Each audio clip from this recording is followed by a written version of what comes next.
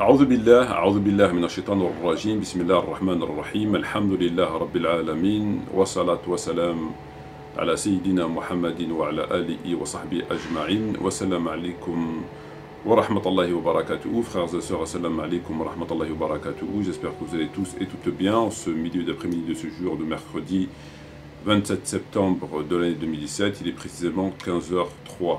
Bonjour à toutes les personnes n'étant pas de confession musulmane qui écoutent cette présente vidéo.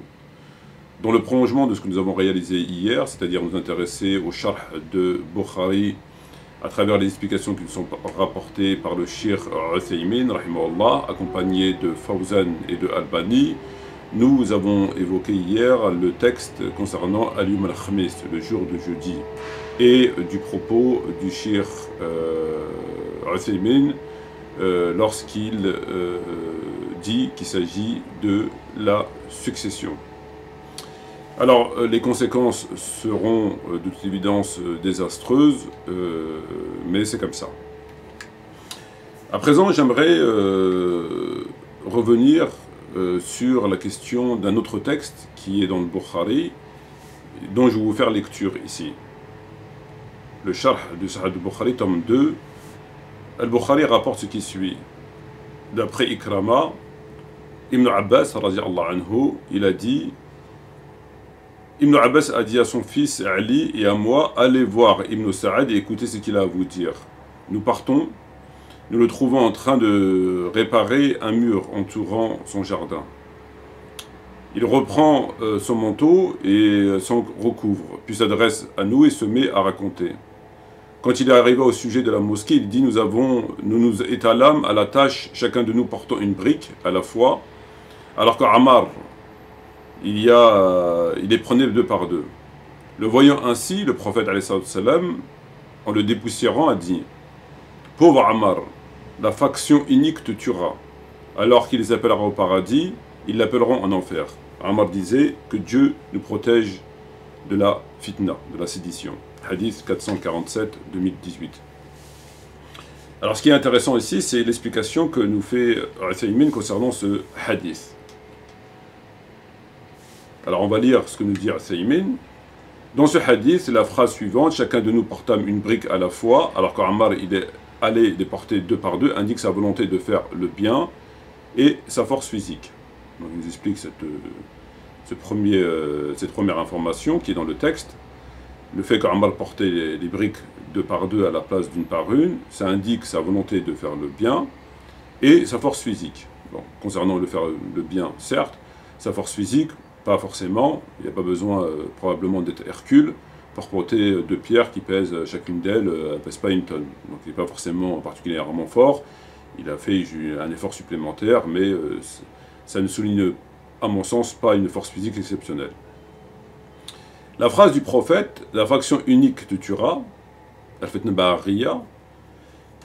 faction unique te tuera, donc le propos du prophète, il s'agit du groupe qui se rebelle contre l'imam. Nul doute que les partisans de Muawiyah sont ceux qui se sont rebellés contre l'imam. Car le calife et l'imama, à ce moment-là, revenaient de droit à Ali. Or Ammar est mort en combattant aux côtés d'Ali. Et ceux qui l'ont tué sont bien les hommes de Muawiyah. Cela implique que ces derniers appartiennent à la faction inique. Alors qu'Ali était le défenseur de la cause juste. Fin de citation. Donc là, il nous fait une analyse tout à fait pertinente, tout à fait exacte, contrairement à ce qu'on avait pu entendre par ailleurs, qu'ils étaient tous les deux bien intentionnés, que une récompense, etc., etc. Là, il nous fait une analyse, je veux dire, j'ai pas dit mieux. J'ai pas dit mieux. Étrangement, on se rencontre. Mais quand c'est moi qui l'a dit, c'est du chiisme. Quand c'est lui qui dit, c'est...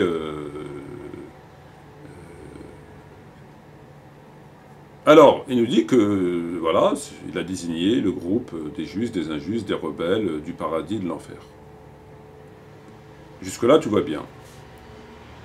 Ensuite, on a posé la question à Cheikh Uthaymin, c'est en note de bas de page. Cela veut dire que Muawiyah, radiallahu anhu, je répète ce qui est écrit, était le chef de la faction inique. On posait la question à Uthaymin, donc on lui dit, donc Muawiyah était le chef de cette faction inique. si le groupe inique était le groupe qui a combattu Ali, donc le chef de cette faction, c'est qui? C'est Muawiyah, ça va de soi. Donc on lui pose la question, pour être sûr. Il répondit, Muawiyah n'était peut-être pas satisfait. Mais ces hommes se sont précipités vers les armes et ont appelé au combat. C'est pour cela que le prophète a dit la faction unique te tuera. Alors là, c'est du cirque. C'est même plus l'acrobatie, c'est carrément... c'est même plus l'acrobatie. Là, je suis... En fait, c'est de la politique, c'est plus de la théologie. On est dans la politique. C'est plus de la théologie. Il a rebondi de façon extraordinaire. C'est extraordinaire. C'est extraordinaire, je ne trouve pas mes mots. Il fait l'analyse d'un hadith qui est clair. Il n'y a pas besoin de sortir de l'Azhar, c'est clair. Tu seras tué par le groupe des rebelles. Alors qu'ils t'appelleront en enfer, tu les appelleras au paradis. C'est clair. Il a été tué quand? À Siffin. Aux côtés de qui? De Ali. Qui l'a tué? Les soldats de Muawiyah. Très bien. Donc qui est le groupe des iniques? Les soldats de Muawiyah. On est d'accord. Qui appelle au feu? Les soldats de Muawiyah. On est d'accord. Jusque-là, tout va bien. Et lorsqu'on vient avoir plus de précision, lorsqu'on s'approche de là où ça cause problème, justement, et qu'on lui pose la question, cela veut dire que Muawiyah était le chef des rebelles. C'était leur chef. Donc sa responsabilité, elle est encore plus lourde. C'est le chef. Et il répond quoi? Au lieu de répondre oui. Il assume la responsabilité, c'est lui chef. C'est lui chef. Il répond ni oui ni non. Qu'est-ce qu'il dit? Muawiyah n'était peut-être pas satisfait. Il ne sait pas. Il n'était peut-être pas satisfait de ce qu'ont fait ses soldats. Il ne sait pas. Peut-être, il a dit peut-être. Il n'était peut-être pas d'accord. On ne sait pas ce qu'il pensait finalement, Muawiyah, de ce qui se passait sous ses yeux, de ce que les ordres qu'il donnait, etc., etc., etc. On ne sait pas ce qu'il pensait. Il n'était peut-être pas satisfait. Mais ces hommes sont précipités pour prendre les armes. Ils l'ont appelé au combat. Donc en fait compte, Muawiyah, ça devient une victime. Il l'a transformé en victime. En fait, il nous explique que Muawiyah, il n'était peut-être pas satisfait de ce qui se passait, on ne sait pas ce qu'il pensait. Donc il y a un bénéfice du doute. On ne sait pas ce qu'il pensait, il y a un bénéfice du doute. Et après, il fait peser la responsabilité sur ses soldats. Comment? En disant, mais ces hommes se sont précipités pour prendre les armes. En gros, ils ne pouvaient pas les retenir. Ils sont tellement précipités que zut, c'est trop tard. Ça s'est fait au détriment de sa volonté, de sa réflexion, de sa sagesse et de sa piété. C'est à cause de ces hommes. Lui, il n'a rien à voir là-dedans. Lui, il est face à une situation, il a des milliers de soldats devant lui, il a en face de lui Ali et ses soldats et des compagnons, Ammar ibn Yasser, etc. À ce moment-là, il ne sait pas ce qui se passe, hein. Il est en train de faire cuire des pâtes, et soudainement, il voit il ne sait pas ce qui se passe en fait, il n'était pas au courant. Il n'y a pas eu de préparatif, de guerre, il n'y a pas de hadith du prophète, il ne connaissait pas tout ça, non, il ne connaissait rien en fait. Il sortait le matin, et voilà, il commençait à truc, et puis il regarde par la fenêtre, et puis il voit, tiens, qu'est-ce qui se passe dehors? Il n'est pas au courant. Lui, il était bien intentionné. Il était en train de faire des pâtes, et puis tiens, qu'est-ce qui se passe dehors? Tiens, il y a 50 000 hommes, il y a 200 000 hommes, qu'est-ce qui se passe? C'est quoi? On tourne un film? C'est quoi? C'est Gladiator? C'est Alexandre le Grand? C'est quoi? C'est ce qu'il dit. Parce qu'il dit, cela veut dire que Muawiyah, il a répondu, Muawiyah n'était peut-être pas satisfait de ses hommes. Il n'était peut-être pas satisfait. Et ces hommes n'étaient peut-être pas satisfaits, mais ces hommes sont précipités. Donc, en gros, on peut accorder le bénéfice du doute à Muawiyah. Était-il satisfait? Pas satisfait? Était-il d'accord? Complice? Pas complice? On ne sait pas. On ne sait pas. Bon, bénéfice du doute. On accorde le bénéfice du doute. Par contre, ces hommes, non. Ces hommes, ils s'étaient pressés d'en découdre avec Ali, etc. Ils s'étaient pressés. Et bien, après, ils ne pouvaient plus les retenir. C'est pour cela que le prophète a dit la faction unique. Donc quand le prophète dit la faction unique, il ne parle pas de Muawiyah, il parle d'un nombre de gens. Le prophète, il parle d'une faction. Il ne parle pas d'une personne. Il ne parle pas d'une personne, il parle d'une faction unique. C'est la faction qui te tuera. Donc en fait compte, le responsable de ça, c'est une faction de gens. C'est pas un homme. Donc dans cette faction, Muawiyah n'est pas inclus. C'est pas lui. Donc il faut condamner la faction de gens. Faction de gens, c'est un nombre indéterminé. C'est eux les responsables. C'est un nombre indéterminé. Muawiyah, c'était un homme. Et un homme, c'est pas une faction. Donc il fait la distinction. Il prend le hadith et il utilise le propos, il exploite le propos du prophète de façon à faire croire que lorsque le prophète dit une faction, il ne s'agit pas. Une faction, c'est un nombre indéterminé de personnes, et Muawiyah, c'en est une autre. Donc quand tu dis une faction, ça ne pouvait être pas Muawiyah, parce que Muawiyah, c'est pas une faction, c'est un homme. Donc une faction, c'est plusieurs hommes. Donc lui, on peut l'écarter. C'est d'autres personnes.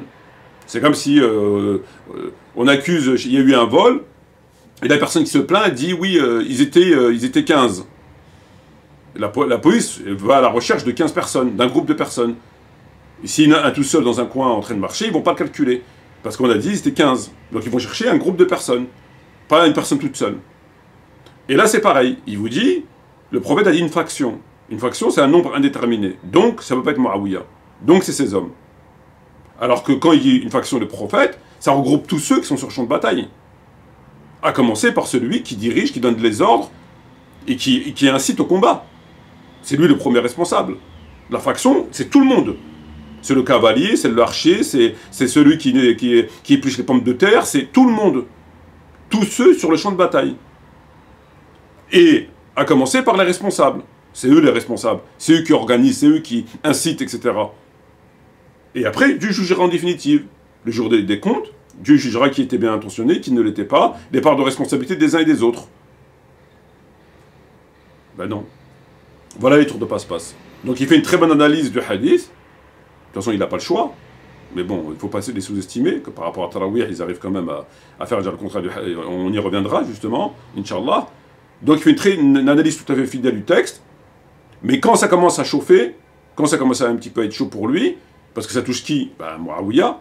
Là, c'est sous X. Ça ne le dérange pas de dire sous X.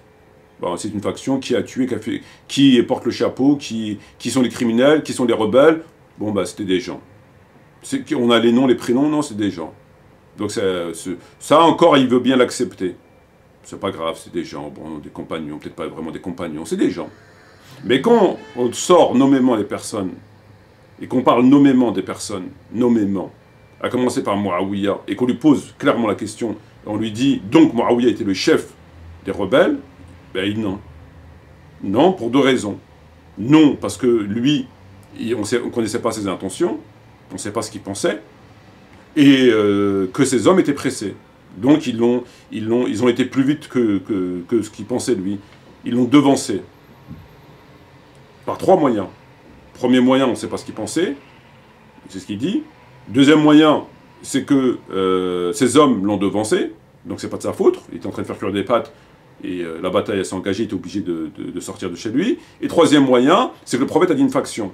Une faction, c'est pas un homme, c'est des hommes. Et lui, c'est un homme. Donc il coupe, il sépare. Alors que la faction, ça veut dire tout le monde.